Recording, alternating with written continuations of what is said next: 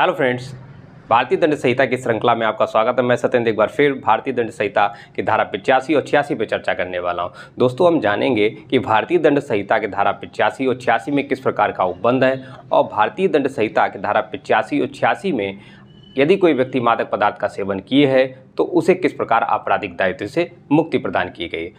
तो दोस्तों चलते हैं, देखते हैं धारा 85 को।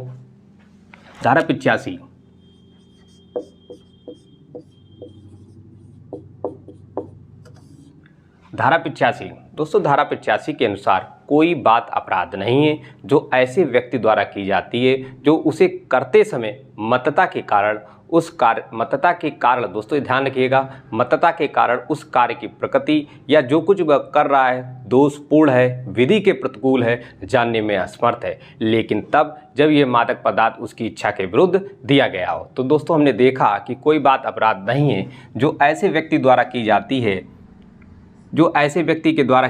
है जो उसे करते समय मतता के कारण यदि मादक पदार्थ किसी व्यक्ति, मान लीजिए ए व्यक्ति है और किसी व्यक्ति ने इसको मादक पदार्थ दिया है, तो मतता के कारण ये कोई अपराध कर देता है, मान लीजिए बी की हत्या कर देता है, तो ऐसी दशा में ए जो है आपराधिक दायित्व से इसे उन्मुक्ति प्रदान की गई है, क्योंकि मतता के कारण यह कार्य की प्रकृति जानने में असमर्थ है कि कार्य विधि के विरुद्ध है, प्रतिकूल है, तो ऐसी दशा में ए को जो है आपराधिक दायित्व से पूर्णतः मुक्ति प्रदान की गई। तो दोस्तों हमने देखा कि कोई व्यक्ति जिसने मादक पदार्थ का सेवन अपनी इच्छा के विरुद्ध किया है तो उसे धारा 85 में किस प्रकार उन्मुक्ति प्रदान की गई। दोस्तों धारा 85 का विश्लेषण करने पर हम निम्नलिखित आवश्यक तत्वों को देखते हैं कि धारा 85 में निम्नलिखित आवश्यक तत्व हैं, उसको समझते हैं।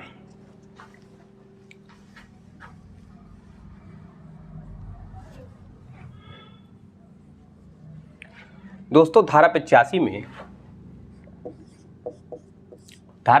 में कुल 3 आवश्यक तत्व दिए हुए हैं कि अपराध करते समय मतता की स्थिति में होना। यदि कोई व्यक्ति अपराध करते समय दोस्तों मतता की स्थिति में है, तो दोस्तों हमने देखा इससे पहले कि अपराध करते समय मतता की स्थिति में होना,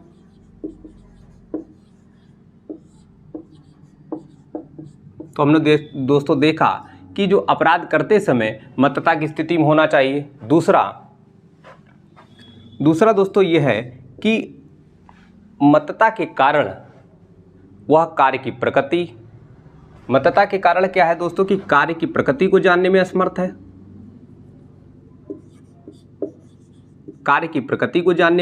है, या जो वह कार्य कर रहा है वो दोषपूर्ण है, विधि के प्रतिकूल है, जानने में असमर्थ है। कार्य की प्रकृति, जो कार्य कर रहा है वह दोषपूर्ण है या विधि के प्रतिकूल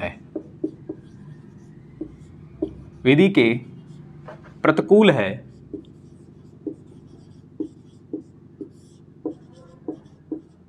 जानने में असमर्थ है। तो दोस्तों हमने देखा कि इसमें 3 आवश्यक तत्व दिए गए हैं। तो पहला, मतता के कारण अपराध करते समय मतता की स्थिति में होना। तो हमने दोस्तों देखा अपराध करते समय किस में होना, मतता की स्थिति में। ये वाला टर्म बहुत इंपॉर्टेंट है दोस्तों कि अपराध करते समय मतता की स्थिति में होना चाहिए। तो हमने देखा कि अपराध करते समय मतता की स्थिति में। दूसरा, जब वो अपराध कर रहा है तो वह कार्य की प्रकृति को नहीं समझ रहा है दोस्तों, तो किसको नहीं समझ रहा है, कार्य की प्रकृति को नहीं समझ रहा है। इसके बाद वह कार्य दोषपूर्ण है, विधि के प्रतिकूल है, जानने में वह असमर्थ है। तो दोस्तों इसका तीसरा देखते हैं, लेकिन ऐसी मतता जो उसको मादक पदार्थ दिया गया है, ऐसी मतता जो है उसकी इच्छा के विरुद्ध दी गई हो, उसकी इच्छा या ज्ञान के विरुद्ध दोस्तों दी गई हो, इच्छा या ज्ञान के विरुद्ध उसे दी गई हो। तो हमने दोस्तों देखा इसमें 3 इंग्रेडिएंट्स हैं, इस धारा के 3 इंग्रेडिएंट्स हैं। इसमें पहले कि अपराध करते समय मतता की स्थिति में होना चाहिए। तो दूसरा, कार्य दोषपूर्ण है, कार्य की प्रकृति को समझने में असमर्थ है, और दोषपूर्ण है, विधि के प्रतिकूल है, जानने में असमर्थ है। तो दोस्तों हमने देखा कि उसके ये नहीं पता है कि कार्य की प्रकृति क्या है, कार्य दोषपूर्ण है, विधि के प्रतिकूल है, जानने में असमर्थ है।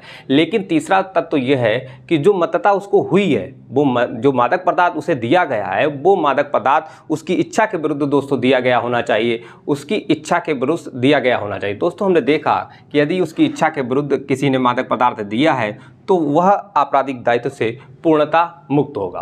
तो दोस्तों यदि कोई व्यक्ति धारा 85 का लाभ लेना चाहता है तो उसे तीनों ये आवश्यक तत्व साबित करने होंगे कि अपराध करते समय मतता की स्थिति में होना, तीनों आवश्यक तत्वों को उसे साबित करना होगा। दोस्तों इसके पश्चात हम देखते हैं धारा 86 को।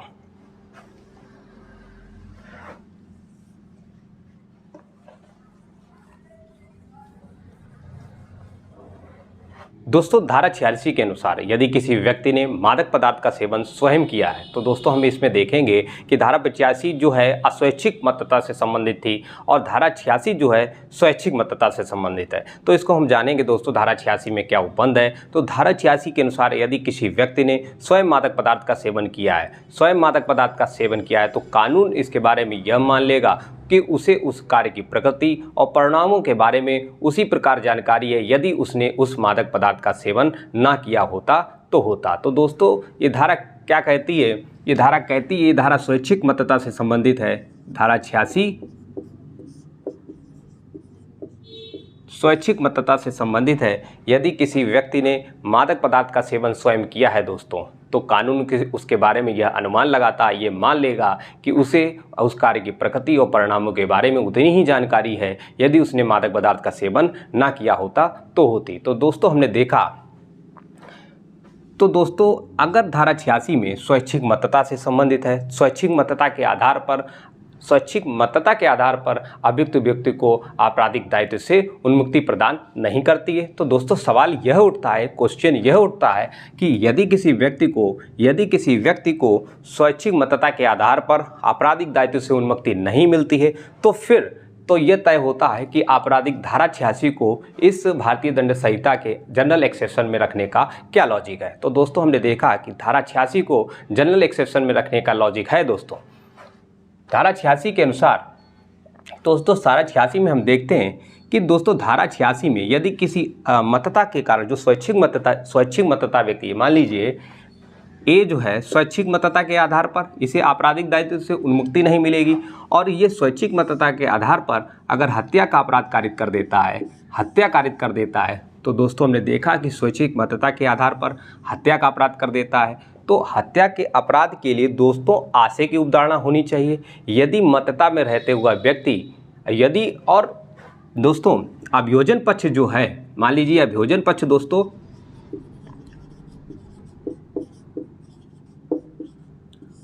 पक्ष दोस्तों आशय को अगर साबित नहीं कर पाता है तो दोस्तों अभियोजन पक्ष ने यदि आशय को साबित नहीं कर पाया तो उसे हत्या के अपराध के लिए दोषी नहीं ठहराया जाएगा। इसने यदि मान लीजिए चोरी का अपराध किया है, दोस्तों चोरी का अपराध करता है और चोरी के अपराध के लिए भी आशय का होना आवश्यक है और चोरी के अपराध के लिए आशय का होना आवश्यक है, लेकिन यदि अभियोजन पक्ष आशय को नहीं साबित करता है तो दोस्तों इसे चोरी के लिए दंडित नहीं किया जाएगा। तो दोस्तों हमने देखा कि भारतीय दंड संहिता की धारा 86 में जो आशय की अवधारणा नहीं की जाती है, लेकिन दोस्तों ज्ञान की अवधारणा की जाती है। ज्ञान के आधार पर किसी व्यक्ति को यदि मान लीजिए, इसमें हम दो केसेस को देखेंगे दोस्तों, बहुत प्रचलित और पुराने केसेस हैं, उन केसेस को देखेंगे और उसको पढ़ेंगे। DPP बनाम बियर्ड।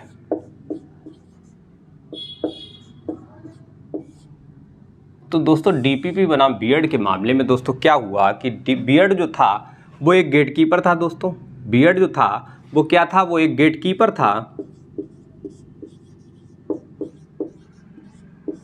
बियर्ड क्या था दोस्तों? एक गेटकीपर था और इसने मादक पदार्थ का सेवन स्वैच्छिक रूप से किया हुआ था। तो दोस्तों जब ये गेट कीपरिंग कर रहा था, गेटकीपर था, तो 13 वर्ष की बालिका को इसने क्या किया? इसने वहाँ गेट के पास में उसे दबोच लिया। तो 13 वर्ष की बालिका को जब इसने गेट के पास दबोच लिया और जब उसने इस बात का प्रतिरोध जताया या प्रतिरोध किया, तो ऐसी दशा में बियर्ड ने क्या किया दोस्तों, इसके एक हाथ इसके मुख पर रख दिया, एक हाथ से इसके मुख को दबा दिया और दबाने के पश्चात दोस्तों दम घुटने के कारण इस बालिका की मृत्यु हो जाती है। तो दोस्तों हमने देखा कि इस व्यक्ति का इसने क्या किया था, गेट कीपर था, इस बालिका के साथ बलात्कार का प्रयास किया और बलात्कार के प्रयास जब इसने किया तो उस बालिका ने दोस्तों क्या किया, इसका प्रतिरोध किया। जब इसने इसका प्रतिरोध किया तो परिणाम स्वरूप क्या होता है, जब इसने चिल्लाया तो चिल्लाने के परिणाम स्वरूप क्या होता है कि गेट कीपर ने क्या किया, इसके मुख को दबा दिया ताकि ये जो है आवाज़ ना हो। तो इस व्यवस्था में दोस्तों देखिएगा, इसने जब आवाज़ ना हो तो परिणाम स्वरूप क्या होती है कि दम घुटने के कारण उस महिला की, उस बालिका की मृत्यु हो जाती है। तो दोस्तों इस मामले में ये धारण किया गया कि जब न्यायालय के समक्ष मामला पहुंचा तो न्यायालय ने इसे हत्या के अपराध के लिए दोषी ठहराया। मामला इसके अपील में पहुंचा। अपील ने हाउस ऑफ लॉर्ड ने कहा कि हाउस ऑफ लॉर्ड्स ने दोस्तों हत्या के अपराध की पुष्टि कर दी, हत्या के अपराध की पुष्टि कर दी, हत्या के अपराध की दोस्तों हाउस ऑफ लॉर्ड ने पुष्टि कर दी, पुष्टि कर दी।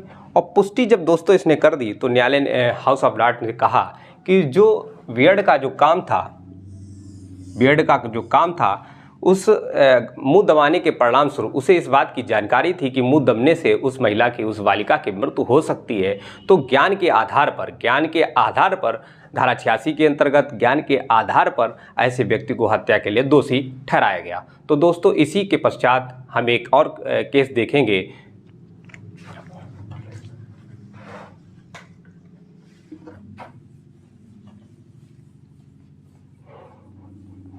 दोस्तों इसके पश्चात दूसरा केस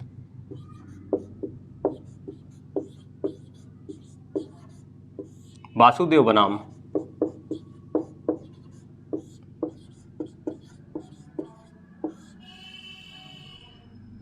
स्टेट ऑफ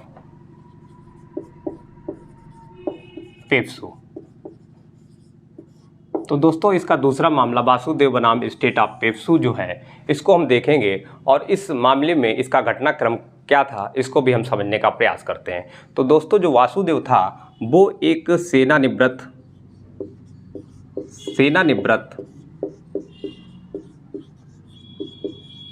जमादार था। जमादार की दोस्तों एक पोस्ट होती थी पहले, तो एक सेवानिवृत्त जमादार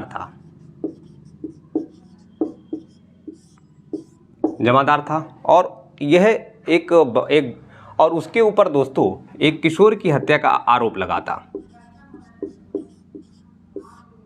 किशोर की हत्या का उसके ऊपर आरोप लगा था। तो दोस्तों इस मामले में हुआ इसका घटनाक्रम ये था कि जब दोनों वो विवाह की पार्टी में गए हुए थे तो बच्चा जो किशोर था, दोनों साथ में दोस्तों एक ही पंक्ति में जब खाना खा रहे थे तो एक ही पंक्ति में बैठे थे। तो एक ही पंक्ति में जब दोस्तों बैठे थे तो हुआ ये इस प्रकरण में कि जब वासुदेव आया, वासुदेव ने इस बालक से कहा कि बेटा थोड़ा खिसक जाओ और ताकि मैं सुविधा के साथ बैठ सकूं। वासुदेव ने क्या किया कि वासुदेव ने उससे कहा, लेकिन परिणाम स्वरूप होता ये बालक अपने स्थान से थोड़ा भी दोस्तों हिला नहीं। जब ये बालक हिला नहीं तो वासुदेव को दोस्तों आ जाता है क्रोध। वासुदेव को जब क्रोध आ गया तो परिणाम स्वरूप इसने अपने रिवॉल्वर निकालकर बच्चे के पेट में क्या किया, किशोर के पेट में गोली मार दी। परिणाम स्वरूप उसकी जो है वहीं मृत्यु हो गई। तो हमने दोस्तों देखा कि परिणाम स्वरूप इस किशोर की मृत्यु हो जाती है। और जब इस किशोर की मृत्यु हो गई तो प्रश्न जब मामला न्यायालय के समझ पहुंचा तो सवाल ये था, न्यायालय के समझ जब मामला पहुंचता है तो सवाल ये था कि क्या इस व्यक्ति को, वासुदेव को, धारा 86 के अंतर्गत हत्या के अपराध के लिए दोषी ठहराया जाए और या धारा 86 के अंतर्गत आपराधिक मानववध के लिए दोषी ठहराया जाए, आपराधिक मानववध के लिए दोषी ठहराया जाए। तो दोस्तों इस मामले में दोस्तों होता है ये कि जो पुराना निर्णय था जिससे पहले जो हमने पढ़ा, उसमें जो उस निर्णय के प्रसंग को लेते हुए इस मामले में भी इसे हत्या के अपराध के लिए दोषी ठहराया गया। जो हाउस ऑफ लॉर्ड्स का जो मामला था, जो हाउस ऑफ लॉर्ड ने जो डिसीजन दिया था, उसके उस प्रसंग को लेते हुए इसमें भी इस सेम प्रकरण था, इसलिए उसको जो है हत्या के अपराध के लिए इसमें दोषी ठहराया गया। तो दोस्तों, भारतीय दंड संहिता की धारा 85 और 86 को हमने पढ़ा और समझने का प्रयास किया।